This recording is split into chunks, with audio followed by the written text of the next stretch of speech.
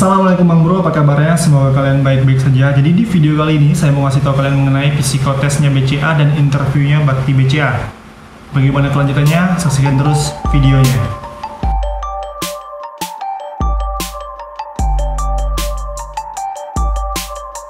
Oke, langsung saja mengenai psikotes dan interviewnya Bakti BCA. Yang pertama kita bahas mengenai psikotes. Psikotes ini kemarin ada dua tahap. Tahap pertama dan tahap kedua. Tahap kedua ini ada plus interviewnya. Oke, yang pertama kita bahas dulu. Yang pertama ini soalnya kalau nggak salah ya, seingat saya mengenai lawan kata. Jadi umpamanya kata A lawannya apa, kata hitam lawannya apa, kata putih lawannya apa, kayak gitu. Terus soal selanjutnya kalian disuruh melengkapi satu kalimat. Jadi dalam satu kalimat itu ada kata yang kosong. Kalian isi bagian kosong itu dengan kata yang tepat sehingga dia menjadi satu kalimat yang sempurna. Oke, itu udah dua. Yang ketiga adalah menentukan satu kata untuk mewakili dua kata lainnya. Contoh, kata itik dan kata ayam. Jadi satu kata yang mewakili kedua kata ini apa? Kayak gitu. Itik ayam, terus yang mewakili kedua ini kata apa? Seperti itu. Terus selanjutnya ada soal mengenai deret angka. Jadi kayak kalau matematika itu kayak aritmatika. 1, 3, 5, 7 terus titik, angka apa yang selanjutnya. Kira-kira kayak gitu ya. Selanjutnya ada tes hitung juga, itu hitungan matematika kayak gini. Saya pergi dari kota A ke kota B dengan kecepatan 60 km per jam, membutuhkan waktu 4 jam. Jadi dari kota A ke kota B saya butuh waktu 4 jam dengan kecepatan 60 km. Pertanyaannya, saya pergi dari kota A ke kota B dengan kecepatan 60 km dalam waktu 1 jam, saya bisa menempuh jarak berapa? Kayak gitu pertanyaannya ya. Next, ada juga mengenai penghafalan. Jadi kalian disuruh ngapal kategori dalam waktu 3 menit. Contohnya ada 5 kategori nih.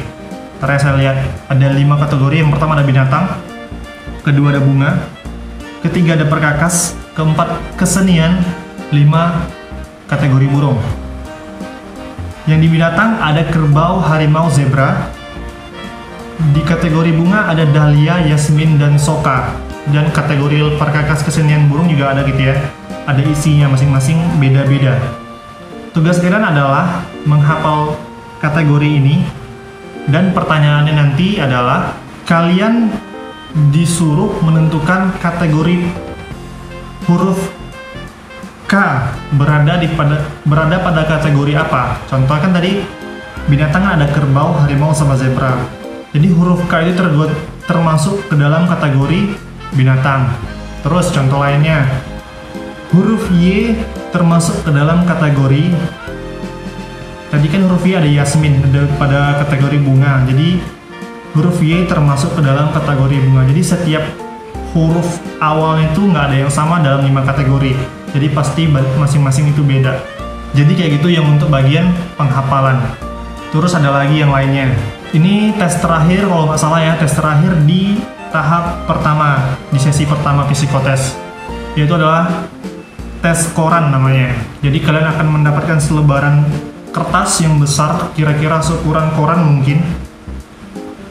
Di dalam kertas itu nanti ada terdapat angka ke bawah panjang. Tugas kalian adalah menjumlahkan angka di atas dengan di bawahnya. Contohnya angka 9 dan angka 6. Itu kan kalau dijumlahkan 15. Jadi kalian tulis di sampingnya, di antara dua angka itu, tapi yang di sampingnya, karena kan totalnya 15. Jadi kalian tulis saja angka bagian satuannya, berarti angka 5, kayak gitu. Kalian kerjakan terus, nanti dalam waktu beberapa menit panitia akan bilang garis, kalian tandain sampai mana kalian udah selesai. Pemain dari sini kan, lanjut terus kalian jumlahkan garis, kata panitia kalian di sini, kalian garis. Habis itu lanjut lagi terus garis, nah di situ digaris lagi. Seterusnya sampai panitia bilang berhenti. Waktu saya tes, ada satu orang yang minta tambah untuk lembaran soalnya, dia cepat, mantap. Setelah selesai tes koran, nanti kalian akan diumumkan nama-nama yang lolos. Jadi nama-nama yang lolos ini yang akan mengikuti sesi kedua. Yang nggak lolos ya dipersilakan untuk pulang duluan gitu. Sesi 2-nya seperti apa? Kita lanjut. Di dalam sesi 2 nanti ada lagi soal kayak gini, menentukan kalimat mana yang sesuai dengan kepribadian kita. Dia ada 2 kalimat. Kalimat mana yang sesuai dengan kepribadian kita. Contohnya kalimat yang pertama ini, kedua ini. Dari antara kedua kalimat ini, yang mana yang sesuai dengan kepribadian kita. Terus soal selanjutnya. Di soal ini ada 8 kotak. Di setiap kotak ada gambar khusus tersendiri. Jadi setiap kotak itu beda-beda gambarnya. Oke, tugas kalian adalah dari gambar khusus tadi, dari 8 ini, kalian bisa buat apa? Oke, kayak gitu. Jadi contohnya dari titik, kalian bisa buat apa? Buat jam kah?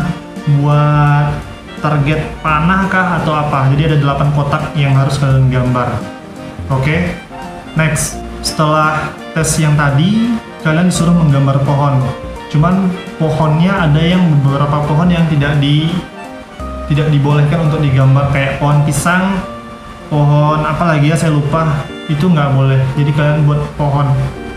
Kalau saya kemarin buatnya pohon beringin. Saya buat batangnya besar, daunnya banyak, cabangnya banyak, akarnya besar, kayak gitu. Kalau saya menggambar kayak gitu kemarin, pohon beringin, batang besar, akarnya besar, banyak, kuat, terus di bagian atasnya cabangnya juga besar, daunnya banyak, jadi rindang kayak gitu. Setelah menggambar pohon, kalian diminta lagi untuk menggambar orang. Setelah menggambar orang, di sana ada pertanyaan lagi tuh, namanya siapa, umurnya berapa, terus pekerjaannya sekarang apa, 5 tahun lagi dia seperti apa, dan pertanyaan-pertanyaan selanjutnya saya lupa. Terus menggambar orang ini kalian juga nggak boleh diarsir. Jadi sekali lewat aja, sumpamanya kalian buat mukanya kayak gini, cuman ada kesalahan sedikit, ya udah lewatin aja, nggak usah diarsir gini. Oke? Biar apa ya namanya ya? Biar kalian buat itu sekali buat aja kayak gitu. Nggak ada yang diarsir, yang diulang-ulang. Kalau saya buatnya kayak gitu kemarin. Terus gambar tangannya juga harus jelas seperti tangan. Ada ya, seperti tangan terbuka, bukan tangan yang kayak gini, bukan yang terkepal ini, tapi yang terbuka kayak gini saya gambar. Nggak tahu itu berpengaruh atau tidak, tapi yang saya buat kayak gitu. Yang setelah selesai gambar orang dipanggil satu persatu. Di sini ada interview yang tujuannya untuk mengetahui kepribadian kita seperti apa, terus kecocokan kita terhadap profesi yang kita pilih itu cocok atau tidak. Oke, jadi kalau kalian pilihnya sebagai CSO, kalian belum tentu menjadi CSO teman-teman. Kalian bisa jadi menjadi teller berdasarkan interview dan hasil psikotes yang kalian lakukan. Jadi yang kalian mau belum tentu yang kalian dapatkan. Bisa jadi ke bagian lainnya. Oke, kayak gitu ya, ngerti ya?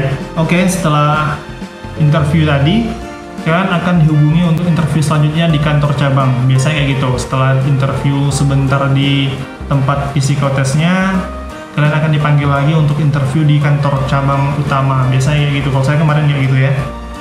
Terus berapa lama nunggunya? Ya kalau saya kemarin 2 minggu udah dipanggil. Mungkin nanti waktunya beda-beda. Oke, pertanyaan interviewnya itu kira-kira kayak gini ya, yang seingat saya ya. Biasanya interviewer nanya, yang pertama itu, coba perkenalkan diri kamu. Oke, singkat cerita sudah kalian perkenalkan diri. Pertanyaan kedua, kamu ini lagi kuliah atau tidak? Atau sudah bekerja, atau sudah pernah bekerja? Pertanyaan ketiga, apakah Anda pernah mengikuti organisasi di dalam sekolah atau di luar sekolah? Di dalam kampus atau di luar kampus waktu dulu? Kalau seandainya kalian kemarin udah saya bilang kan, kalau seandainya ada sertifikatnya, berarti kalian harusnya udah ada pengalaman organisasi kan? Ceritakan pengalaman kalian itu kepada interviewer. Terus yang keempat, kalian dapat informasi mengenai lowongan di BCA ini dari mana? Itu merupakan salah satu pertanyaan juga tuh biasanya. Dapat info dari mana kalau ada lowongan bakti BCA ini? Ya kalian bisa jawab dari teman, dari karirbca.co.id, karirbca.co.id, dari teman-teman kuliah yang pernah di BCA, bilang aja kayak gitu. Ya banyaklah infonya, bisa dari Jobstreet dan lain-lainnya ya. Pertanyaan kelima, apa yang kamu ketahui tentang BCA? Di sini kalian bisa jawab, ya sebelumnya harus kalian cari tahu dulu dong ini profil perusahaan yang ingin kalian lamar kan. Jadi pada saat pertanyaan ini muncul, kalian bisa menjawabnya. Terus perusahaan ini bergerak di bidang apa, kapan dibangunnya, visi misinya apa, kalian bisa jelaskan di situ. Kalian bisa jelaskan untuk pertanyaan ini. Yang keenam, apa alasan Anda memilih BCA? Apa? Ketujuh, pertanyaan ini paling sering muncul sih. Apa kelebihan dan kekurangan kamu daripada peserta lainnya? Jelaskan kepada saya. Biasanya itu muncul loh, kelebihan dan kekurangan. Terus, selanjutnya ke-8 kali ya yang ini. Apakah kamu bersedia ditempatkan di mana saja? Karena di BCA ini kalau di cabang tertentu, kalau umpamanya kalian di cabang ini, di cabang tertentu lagi kosong anggota, lagi membutuhkan tenaga kerja. Jadi mungkin saja kalian yang dipilih untuk ditempatkan di sana. Kalian bersedia atau tidak? Kondisinya misalnya kayak gitu. Terus ini 2 pertanyaan terakhir. Ini juga sering muncul di akhir-akhir sesi interview. Berapa gaji yang kalian inginkan jika bekerja di perusahaan ini? Jadi sebelum kalian melamar ke sini, kalian harus cari tahu dulu rank gaji untuk posisi yang kalian lamar. Jadi pada saat pertanyaan ini muncul, kalian udah ada gambaran kira-kira berapa rank gaji untuk posisi ini. Oke, pertanyaan terakhir. Jika Anda diterima di perusahaan ini, kapan Anda siap untuk bekerja? Untuk pertanyaan ini, kalau bisa kalian jawab secepatnya. Jadi supaya interviewer merasa bahwa kalian memprioritaskan pekerjaan ini daripada hal yang lain. Oke, jadi seandainya hari ini hari Jumat, hari Senin saya udah bisa masuk kerja, Bu. Kira-kira kayak gitu. Oke, setelah selesai interview dan psikotesnya semua, kalian akan dikabari lagi untuk, biasanya kalau kalian lolos, kalian dikabari lagi untuk medical check up. Oke, kalau biasanya ya, kalau setelah sampai medical check up, rata-rata peserta bakti BCA itu pasti diterima. Karena selama 3 tahun saya di BCA, kalau pesertanya udah sampai ke tahap medical check up, pasti lolos kayak gitu. Kecuali kalian ada riwayat penyakit yang hasil dari medical check up yang nggak bagus, mungkin ya kemungkinan itu bisa kemungkinan kalian nggak lolos, mungkin ada. Tapi sejauh ini, selama ini, kalau udah sampai tahap ini, tahap MCU, kalian pasti lolos. Oke, udah semua, psikotesnya udah, interviewnya sudah. Semoga informasi yang saya sampaikan ini, walaupun sedikit terbelit-belit, terburu-buru, mudah-mudahan dapat kalian mengerti, teman-teman. Terima kasih saya ucapkan kepada kalian yang sudah nonton dari awal sampai akhir. Jangan lupa untuk subscribe dan like, share ke teman-teman kalian mengenai informasi ini. Mana tahu ada teman-teman kalian yang membutuhkan. Terima kasih. Assalamualaikum.